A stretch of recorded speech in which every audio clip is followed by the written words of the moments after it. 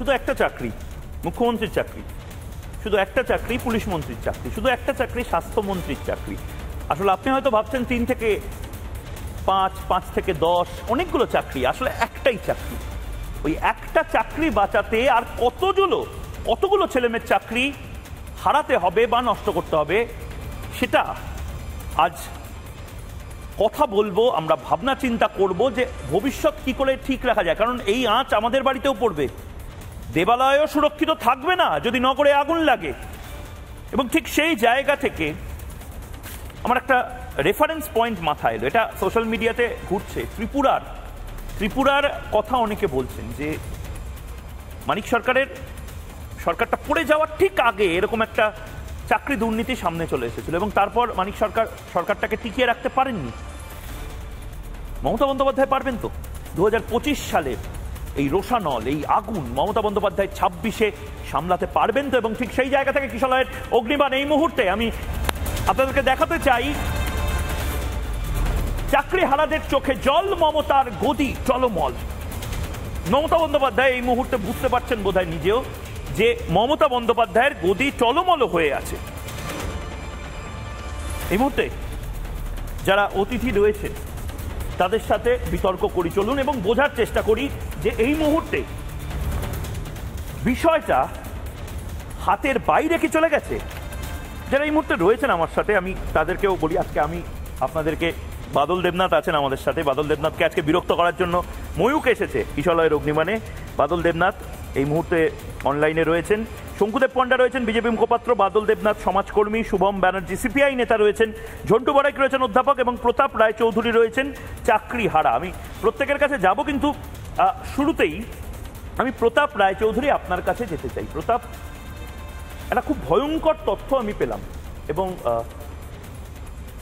উচ্চ মাধ্যমিকের পরীক্ষার খাতা দেখা বন্ধ করে দিয়েছো তোমরা। তুমি নিজে শিক্ষক, তুমি নিজে, আমি শুনলাম যে উচ্চ মাধ্যমিকের খাতা আসছিল, তুমি বলেছো না লাগবে না।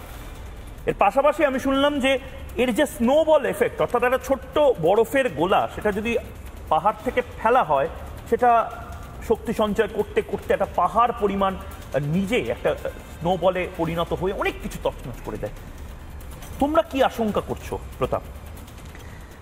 দেখুন, আমি গত বছর থেকেই উচ্চ মাধ্যমিকের এক্সামিনার। আচ্ছা, গত বছরে মাধ্যমিকেরও এক্সামিনার ছিলাম, এবছরেরও দুটো। অলরেডি আমার মাধ্যমিকের খাতা দেখা হয়ে গেছে, সে পেপার আমি জমা করে দিয়েছি। উচ্চ মাধ্যমিকের খাতা নেওয়ার ডেট আগামীকাল 5 তারিখ। তো সেটা আমি যথারীতি নিতে যাচ্ছি না, কারণ সেটা না, কারণ সেটার আর কোনো প্রাসঙ্গিকতা নেই। বারংবার একটা জিনিস সামাজিক মাধ্যমে ঘুরছে বা কার্যত এ রাজ্যের কোনায় কোনায় এই বিষয়ে আলোচনা হচ্ছে। সম্ভবত সবাই অযোগ্য, একটা বড় অংশের মানুষ এটা আলোচনা করছে, কারণ সাধারণ মানুষ এত টেকনিক্যাল ব্যাপার বোঝে না। তারা যে কোনো জিনিসকে খুব সহজভাবে জেনারেলাইজ করে ফেলে। সুপ্রিম কোর্টে এই দেশের প্রিমিয়াম ইনভেস্টিগেটিং এজেন্সি সিবিআই, তারা এসএসসি মামলায় গ্রুপ সি, গ্রুপ ডি, মাধ্যমিক এবং উচ্চ মাধ্যমিক এই 4টে স্তরে পূর্ণাঙ্গ তদন্ত করে তারা যে রিপোর্ট জমা দিয়েছে সেখানে তারা পরিষ্কার জানিয়েছে এই এসএসসিতে দুর্নীতি হয়েছে এবং সেই দুর্নীতির পরিমাণ এই জায়গায় এত %। আচ্ছা, এটাও কি সত্যি কথা যেটা মানে ফিসফাস হচ্ছে? আমার কাছে প্রচুর টেলিফোন আসছে যে ময়ূকদা প্রাইমারি নিয়েও আপনারা কথা বলুন, কারণ প্রাইমারির ভবিষ্যৎও, মানে এটা যদি রেফারেন্স পয়েন্ট করে এখন প্রাইমারির চাকরিগুলো যায়, মানে আমরা ভাবতে পারছি না, হাত পা ঠান্ডা হয়ে যাচ্ছে, যেটা একটা কেওটিক সিচুয়েশন তৈরি হবে। দেখুন, 2014 সাল এবং 2017 সালে যে প্রাইমারির প্যানেল সংখ্যাটা নিয়ার অ্যাবাউট 60,000, 60,000 সামথিং, 59,000 চাকরি যদি চলে যায় এটা ভয়ঙ্কর প্রাইমারির। তো সেই মামলায় কলকাতা হাইকোর্টে সুপ্রিম কোর্ট হয়ে ঘুরে এসছে, চলছে, তার রায়দান হয়তো কিছুদিনের মধ্যেই আসবে। ঘটনা হলো আমাদের বলছে আসল ওএমআর কপি নেই। আপনাদের এই চ্যানেলের থ্রু থেকে আমি জানিয়ে রাখতে চাই আসল ওএমআর কপি নেই এই কারণে যে নিয়োগটা হয়েছে, যে গেজেট নোটিফিকেশন অনুসারে, সেখানে আসল ওএমআর কপি 1 বছরের মধ্যে after the publication of the result সেটা করা হয়নি, ডেস্ট্রয় করে দেওয়া হবে, এটা আইনেই বলা আছে। তাই আইন অনুসারে সরকার ডেস্ট্রয় করেছে।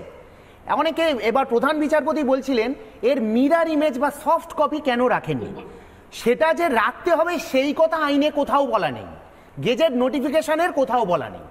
আমি যেটুকু বলবো, আমি একজন সদ্য চাকরিহারা, আমি যাদবপুর বিশ্ববিদ্যালয়ের প্রাক্তন ছাত্র। আমি আপনাকে যেটুকু তথ্য দেব সম্পূর্ণ প্রমাণের উপর বেস করে, কোনো রকম আমি এখানে কোনো পক্ষের হয়ে আসিনি, একটা পক্ষের হয়ে এসেছি। আমরা বর্তমানে বঞ্চিত চাকরিহারা। সেটা আমি যদি কিছু মনে না করো, আমি বাকি অতিথিদের কাছে যাওয়ার আগে, মানে হয়তো তোমাদের রাগ হবে, কিন্তু এরকম ডেজিগনেশন কাল থেকে শুনতে, এতদিন ধরে তোমার ডেজিগনেশন ছিল মাস্টার মশাই, শিক্ষক, স্যার।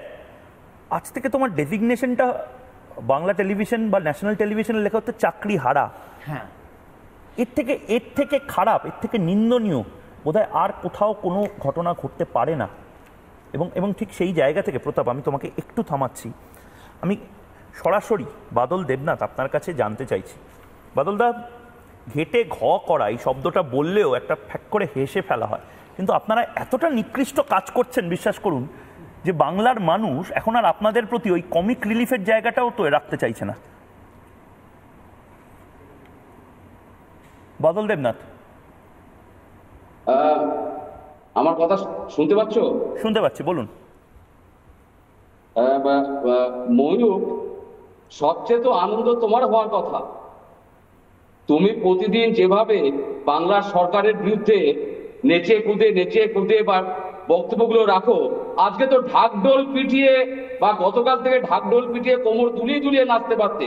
26,000 লোকের চাকরি চলে গেছে, কিন্তু এই নোংরা রাজনীতি ময়ূর কার জন্য গেছে? ময়ূর, এই বাদল দেবনাথ, চাকরিটা কার জন্য গেছে? এই নোংরা মঙ্গল গ্রহের সিন্ধু ঘটকের জন্য গেছে? কার জন্য গেছে? চার্লি চ্যাপলিনের জন্য গেছে? আরে আমাকে পয়েন্টে বলুন চাকরিটা কার জন্য গেছে বাদল দেবনাথ, আমি সেটা জানতে চাই। চাকরিটা কার জন্য গেছে? চার্লি চ্যাপলিনের জন্য গেছে? মুখ ফুটে বলতে পারছেন না নির্লজ্জের মতন? মমতা বন্দ্যোপাধ্যায়ের জন্য চাকরি গেছে, বলুন। মমতা বন্দ্যোপাধ্যায়ের জন্য চাকরিটা গেছে, বলুন। না, কার জন্য গেছে? চার্লি চ্যাপলিনের জন্য? অমিতাভ বচ্চনের জন্য চাকরি গেছে? বিজেপির যারা উকিল ছিল, বিজেপি মানে রঞ্জন ভট্টাচার্য যারা উকিল ছিল, শঙ্কুদেব পণ্ডা মুখপাত্র নোংরা রাজনীতি না মুখ্যমন্ত্রী? আর শুভেন্দু বাবু, সুকান্ত বাবুরা আজকে সকাল থেকে মমতা ব্যানার্জি কি বিরোধী দলনেত্রী? আরে নির্লজ্জতার একটা লিমিট থাকে বাদলদা। আপনি বলুন যে চাকরিগুলো কবে হবে? তাদেরও নিজস্ব প্যানেল আছে। আজকে সকাল থেকে সাফাই দিচ্ছে সুকান্ত বাবু আর শুভেন্দু বাবুরা। কেন সাফাই দিচ্ছেন? নোংরা রাজনীতি করতে গিয়ে নিজেরাই ফেসে গেছেন। আর এই শঙ্কুদেব বাবুকে বলবো, ওই শুভেন্দু বাবু থামাচ্ছি, আমি আপনাকে থামাচ্ছি। নোংরা রাজনীতি আপনারা সবাই করছেন। এরা যে তৃণমূল, বিজেপি, সিপিএম, কংগ্রেস, আমাদের এই শিক্ষকদের জীবন জীবিকা নিয়ে নোংরা রাজনীতি আপনারা করছেন। আপনাদের সকলের ষড়যন্ত্রের ফল আজকের এই 26,000 চাকরি যাওয়া। আমি কোড আনকোড করতে চাই, 15,403 জন শিক্ষক শিক্ষিকা যারা বৈধভাবে চাকরি পেয়েছে, সিবিআই যাদেরকে মান্যতা দিয়েছে, তাদের চাকরি চলে গেছে আপনাদের সকলের জন্য। বিকাশ রঞ্জন ভট্টাচার্য যে সেতাবুদ্দিনের মামলা নিয়ে সুপ্রিম কোর্টে গিয়ে এই চাকরি চলে গেল, সেই বিকাশ রঞ্জন ভট্টাচার্য নিজে বলেছে 19শে ডিসেম্বর এই জাস্টিস সঞ্জীব খান্নার বেঞ্চে যখন হিয়ারিং হয়, দে আর অল আর ফ্রড, আমরা সকলে ফ্রড। প্রমাণ করুন আপনারা। আমি এই সরকারকে চ্যালেঞ্জ করছি, এই রাজ্যের বিরোধী দলনেতাকে চ্যালেঞ্জ করছি, এই রাজ্যের প্রধান বিচারপতিকে চ্যালেঞ্জ করছি, আপনারা প্রমাণ করে দেখান যে আমরা একজনও অসৎভাবে চাকরি পেয়েছি। আমাদের জীবন জীবিকা নিয়ে আমার 3 বছরের ছোট বাচ্চা আছে, তাকে কি খেতে দেবো আমি?